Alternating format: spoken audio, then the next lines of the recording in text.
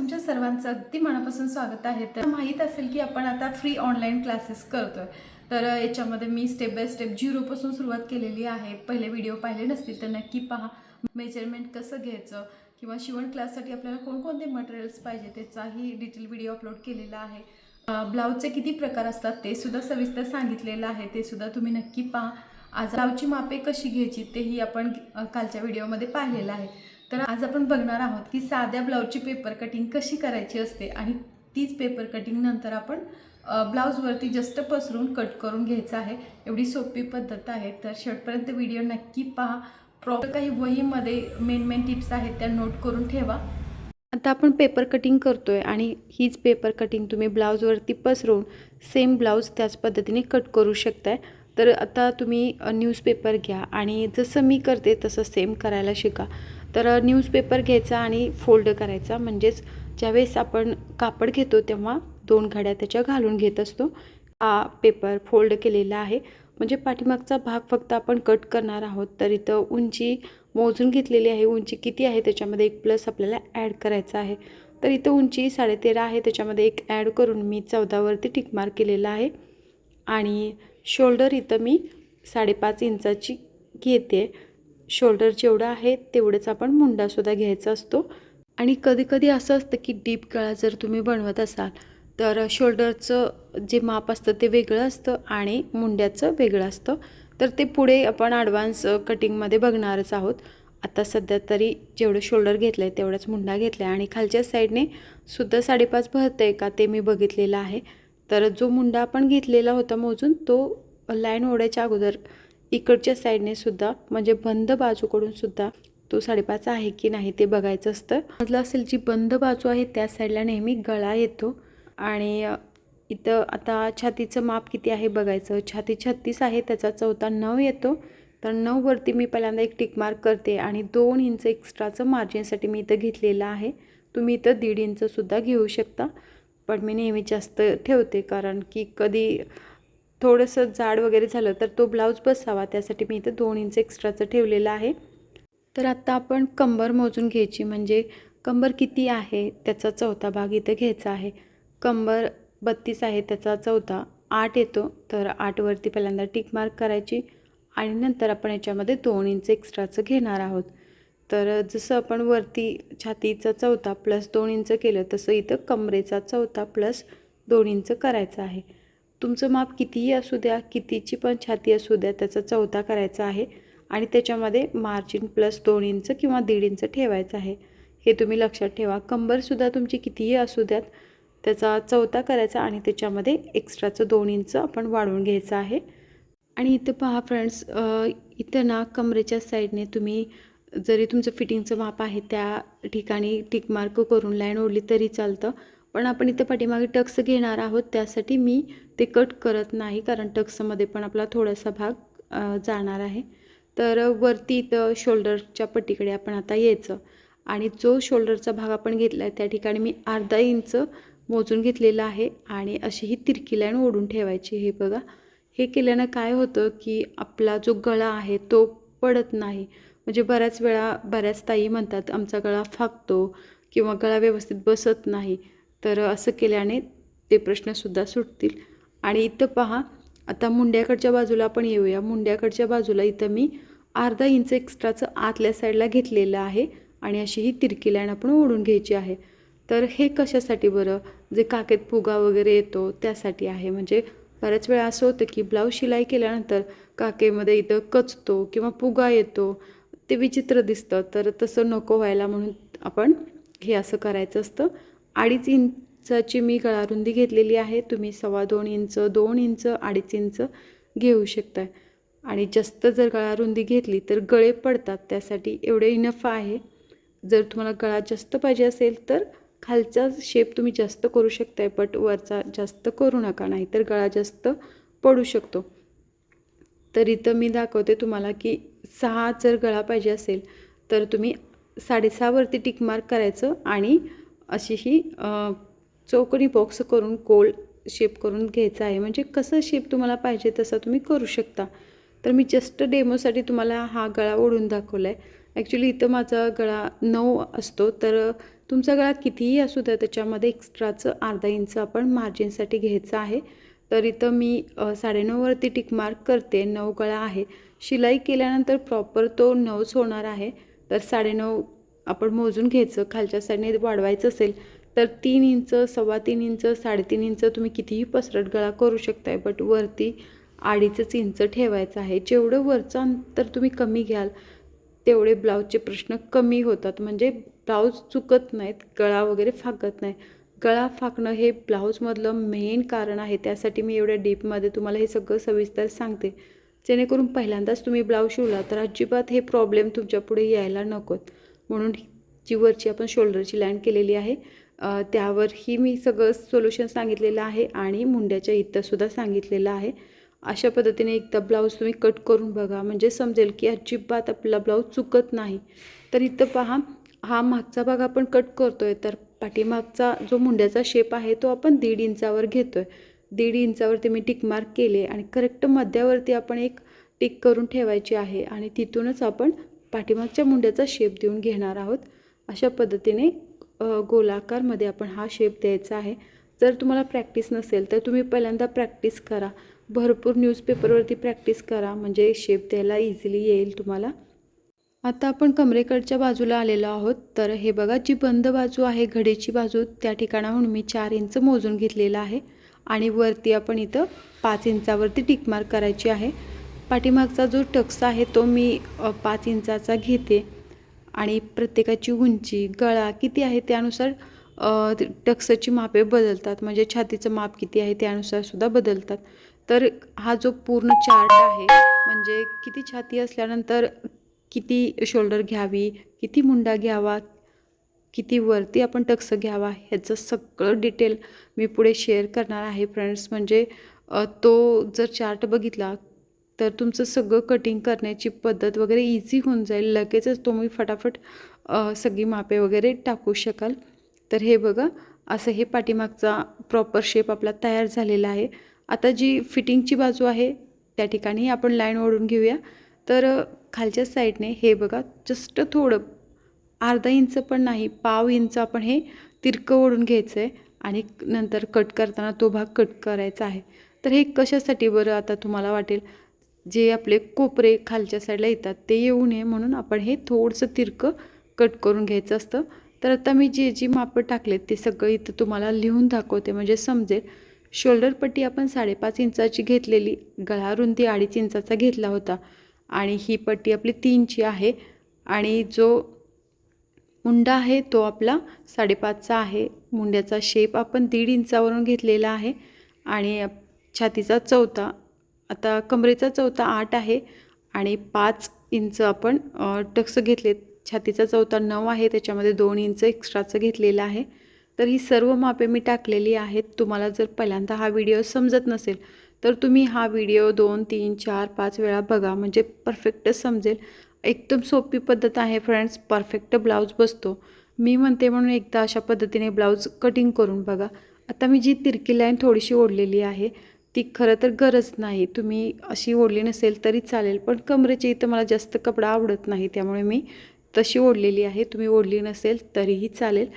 तर हे बघा, असं हे झालेलं आहे. फिटिंगची जी मार्जिन आपण लाईन ओढणार होतो तीही ओढून घ्यायची आणि परफेक्ट आपला पाठीमागचा साईड आखून तयार आहे. हा पेपर तुम्ही असाच ठेवून कधी तुम्हाला ब्लाऊज शिलाई करताना हाच पेपर घेऊन तुम्ही ब्लाऊजवरती ठेवून त्या पद्धतीने ब्लाऊज कटिंग करू शकाल. तर आता आपल्याला फक्त एकच भाग कट करायचा आहे आणि पुढचा भाग आपण नंतर करणार आहोत. हा पेपर आहे त्यामुळे मी दोन्ही पार्ट कट करत नाही, फक्त एकच भाग कट करून घेते. पण ज्यावेळेस तुम्ही कपड्यावरती कटिंग करता त्यावेळेस 2 घड्या घालून घ्यायच्या आहेत, हे लक्षात ठेवा. नाहीतर मी आता पेपरवरती असं करते म्हणून तुम्हीही तसंच कराल. तसं केलं तर त्या ब्लाऊजचे 2 भाग होतील. आणि हे बघा, व्यवस्थित कटिंग करून घ्यायचं आहे. थोडासुद्धा पेपर इकडे तिकडं व्हायला नको आहे, झाला तर आपला ब्लाऊज चुकू शकतो. तर आता आपण जो गळा बनवलेला होता तोही कट करून घेऊया आणि याची पूर्ण माहिती, म्हणजे शिलाई कसा करायचा, एक पार्ट मी तुम्हाला सविस्तरपणे सांगणार आहे फ्रेंड्स. तोही व्हिडिओ खूप चांगला असणार आहे, तुम्ही तो सुद्धा नक्की पहा. आता जो पाठीमागचा भाग आहे तो आपण कपड्याच्या 2 घड्या घालून घ्यायच्या आणि त्याच्यावरती असा ठेवायचा आहे. तर ठेवताना काय करायचं, अर्धा इंच एक्स्ट्राचं कापड खाली राहील असा ठेवायचा आहे. म्हणजे आपण ज्यावेळेस उंची घेतो त्यावेळेस पुढच्या साईडला 1.5 इंच उंची एक्स्ट्राची घेतो, पाठीमागच्या साईडला 1 इंच उंची एक्स्ट्राची घेत असतो. तर आता आपण 1 इंच उंची पाठीमागच्या साईडला एक्स्ट्राची घेतली होती. उंची 13.5 होती, आपण 14.5 घेतली आणि आता अर्धा इंच एक्स्ट्रा मी खाली ठेवलेला आहे.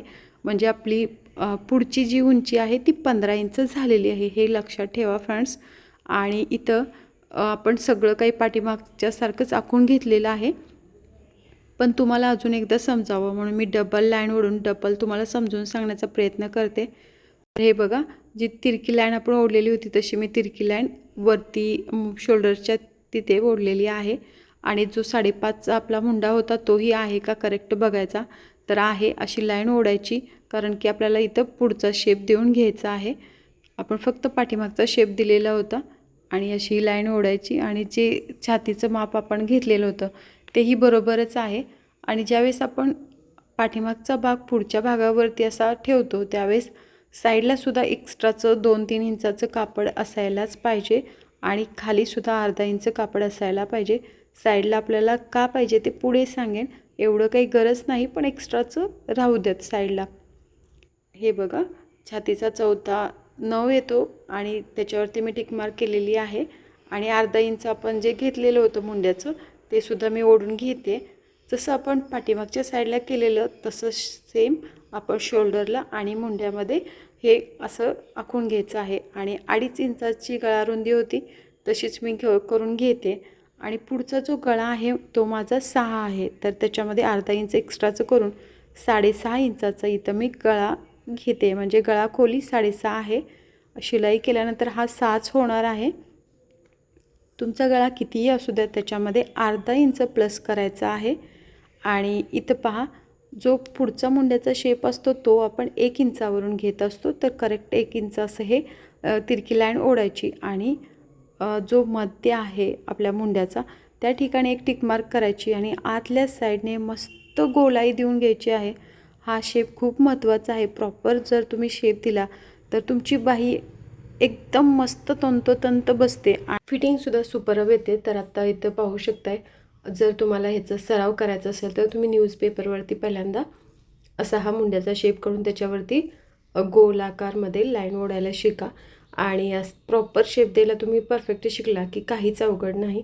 आता आपण खाली कमरेकडच्या बाजूकडे येऊ. तर इथं 4 इंचावरती मी एक टिक मार्क केलेली आहे आणि वरून आपण 10.5 इंचावरती एक टिक मार्क करायची आहे. वरून 10.5 इंचावरती करायची आणि खालून 4 इंचावरती करायची, अशी ही लाईन ओढून घ्यायची आहे. आणि आता आपल्याला इथं पुढचा टक्स बनवायचा आहे. तर बरेच जण काय करतात की अर्धा इंच अंतर साईडला ठेवतात, किंवा काही जण असं करतात की 1 इंच फक्त अंतर ठेवतात. पण तसं न करता आपण प्रॉपर त्याचा शेप येण्यासाठी जरा वेगळ्या पद्धतीने आजची ही कटिंग बघणार आहोत.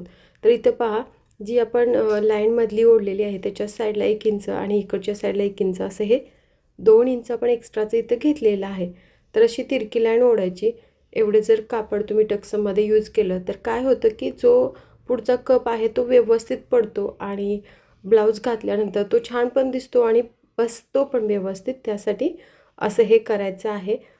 कपचा शेप व्यवस्थित येण्यासाठी आपल्याला इथं 2 इंच एक्स्ट्राचं घ्यायचं आहे. आणि आता पाहू शकता तुम्ही, आपलं जे कमरेचा 4था भाग आहे तो इथं टिक मार्क करायचा आणि नंतर 2 एक्स्ट्राचा आपण मार्जिनसाठी घेतलेला आहे आणि 2 आपलं टक्ससाठी.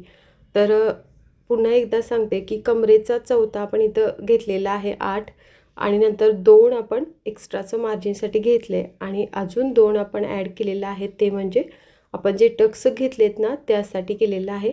तर हे तुम्ही लक्षात ठेवा, कारण नवीन असता त्यावेळेस तुम्ही हे विसरता आणि तुम्हाला काही समजत नाही, त्यामुळे मी हे डबल सांगितलेलं आहे. तर एवढं एक्स्ट्राचं कापड आपण पाठीमागच्यापेक्षा जास्त घेतलेलं आहे.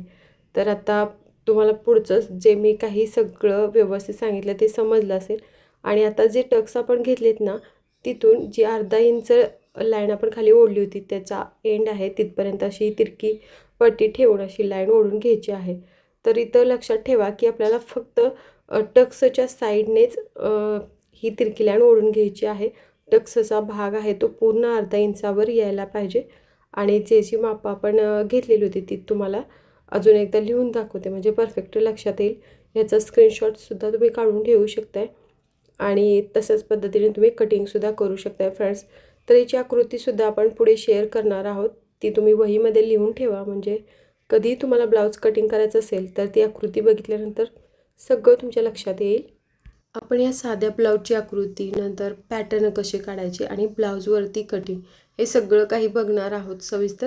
आता हे व्यवस्थित कट करून घ्यायचं आहे. कट करताना बघा मी कोणकोणते भाग कट करते. तर आपल्याला जो खालचा भाग आहे तो कट करायचा नाही पूर्ण. जेवढी आपण तिरकी लाईन ओढलेली आहे तेवढंच कट करायचं आहे. हे बघा अशा पद्धतीने हे कट केलेलं आहे आणि गळ्याचा शेपसुद्धा आपण कट करून घेणार आहोत. आणि हुकच्या साईडला आपली बंद बाजू असते तीसुद्धा तुम्ही कट करून घ्या. तर असा आपला पुढचा शेप तयार झालेला आहे आणि पाठीमागचा सुद्धा रेडी आहे. आता आपण बाही कशी कट करायची ते बघूया. बाही कट करण्याची सुद्धा सर्वात सोपी पद्धत मी तुमच्यासाठी घेऊन आले फ्रेंड्स. कारण वेगवेगळ्या पद्धतीच्या बाहीच्या कटिंग आहेत आणि बरेच जण कन्फ्यूज होतात आणि त्यांना काहीच कळत नाही. त्यामुळे सर्वात सोपी पद्धत मी तुम्हाला दाखवते. आणि इथं बघा छातीचा चौथा किती आहे तो घ्यायचा, त्याच्यामध्ये अर्धा इंच प्लस करायचा आहे. छातीचा चौथा 36चा चौथा 9 येतो, त्याच्यामध्ये अर्धा इंच मी एक्स्ट्राचं घेतलेलं आहे. कारण आपण ब्लाऊजमध्ये 2 इंच एक्स्ट्राचं कापड घेतलं आहे, त्यासाठी अर्धा इंच एक्स्ट्राचं मार्जिन मी इथे घेतले. म्हणजे बाही परफेक्ट बसण्यासाठी नव्हे, थोडंसं अंतर कमी राहील पण एवढं इनफ होतं आहे. जर परफेक्ट बसायचं असेल तर तुम्ही इथं 9.5 मी इथं घेतले आहेत, त्या ठिकाणी 10 घेऊ शकताय. बट 9.5 इनफ आहे फ्रेंड्स. आणि इथं पाहू शकताय याची उंची तुम्ही तुमच्या आवडीने करू शकताय. तर बाहीची जी उंची आहे ती मी प्रॉपर ब्लाऊजमध्ये कट करताना तुम्हाला दाखवते की मी किती घेणार आहे, कारण इथं तेवढा पेपर नाही माझ्याकडे. आणि बाहीची रुंदी छातीचा चौथा प्लस अर्धा इंच मी इथे घेतलेली आहे. नेहमी लक्षात ठेवा बाहीची रुंदी आपण घेताना छातीचा चौथा प्लस अर्धा इंच घ्यायचा आहे म्हणजे परफेक्ट ती बाही आपल्या त्या कपड्यावरती सेट होती. आता आणि जो कटिंगचा भाग आहे त्या साईडने आपण 2.5 इंचाचं एक टिक मार्क करून घ्यायचं आहे. तिथून आपण हाईट कॅप टाकून घेणार आहोत. हाईट कॅप म्हणजे काय, कशाला म्हणतात, मी पूर्वी बाहीचं सेपरेट सविस्तर व्हिडिओ अपलोड केलेला आहे, त्याच्यामध्ये तुम्ही सगळं समजून घेऊ शकाल असा हा व्हिडिओ आहे, तो नक्की पहा. वरती इथं मी 1 इंचावरती टिक मार्क केलेली आहे आणि ज्या ठिकाणी आपण 2.5 इंचाचं हाईट कॅप घेतलेली त्या ठिकाणीही 1 इंचाची आपण अशी आडवी लाईन ओढून घ्यायची आहे.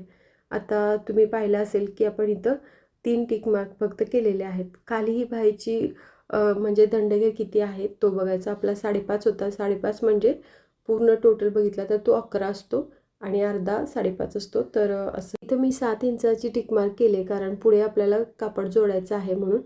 आणि इथं अशी तिरकी लाईन ओढून घ्यायची आहे. हे बघा.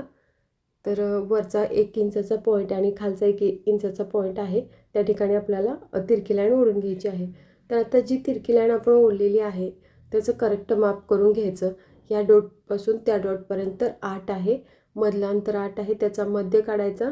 8वरती एक टिक मार्क करायचं आणि नंतर 8चा मध्य काढायचा आणि नंतर आपण 8च्या मध्य म्हणजे 2-2वरती आपण टिक मार्क केलेलं आहे. हे बघा. ज्या ठिकाणी पहिलं आपण 2वरती टिक मार्क केले त्याच्यावर अर्धा इंच घ्यायचं आणि खालची जी लाईन आहे त्याच्या खाली अर्धा इंच घ्यायचं आहे. आणि असा हा बाहीचा शेप तयार करायचा. बाहीचा शेप देणं सुद्धा जर थोडीशी प्रॅक्टिस लागते, त्यासाठी तुम्ही पेपरवरती भरपूर प्रॅक्टिस करा आणि नंतर मेन कपड्यावरती प्रॅक्टिस करा. हे बघा अशा पद्धतीने जस्ट आपल्याला शेप देऊन घ्यायचा आहे. एकदम सोपी पद्धत आहे फ्रेंड्स. तुम्हाला जर ही बाही समजली नसेल तर 2-3 वेळा व्हिडिओ बघा म्हणजे परफेक्ट समजेल. आता बाही कट करताना आपल्याला काय करायचं आहे, जो तिरका शेप आहे तिथूनच बाही कट करायची आहे. आता फिटिंगचं माप जे आहे तेही आपण आखून घेऊया.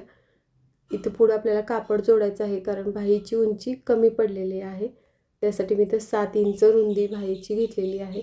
तर आता हे तुमच्या लक्षात आलं असेल, जी गोलाई आहे तो आतला साईड आहे आणि जी तिरकी लाईन आहे ती बाहेरची साईड आहे.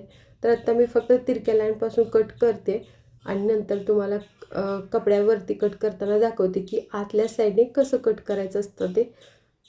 माझ्याकडे आता तेवढं जास्त पेपर नाही त्यामुळे मी तुम्हाला एकच साईड दाखवते. हे बघा. आणि जर आपल्याला आतला भाग कट करायचा असेल तर जो गोल शेप आपण खालच्या साईडने दिला आहे ना तो कट करायचा असतो. तर इथं मी तुम्हाला लिहून सांगते की 9.5 इंच रुंदीचा कपडा आपण घेतलेला आहे. 7 इंच खाली आपण घेतले, 2 इंच इथं मार्जिनसाठी घेतलेलं आहे आणि तिरक्या लाईनचा मध्य काढून त्याचाही मध्य काढून आपण हे डॉट देऊन घेतलेले आहेत. आता जेवढे आपण भाग घेतलेले आहेत त्याची सर्वाची प्रॅक्टिस करा. प्रॅक्टिस खूप महत्त्वाची आहे आणि सगळं काही वहीमध्ये मेन टिप्स आहेत त्या नोट करून ठेवा. शेवटपर्यंत व्हिडिओ बघितल्याबद्दल मनापासून धन्यवाद. Thank you for watching.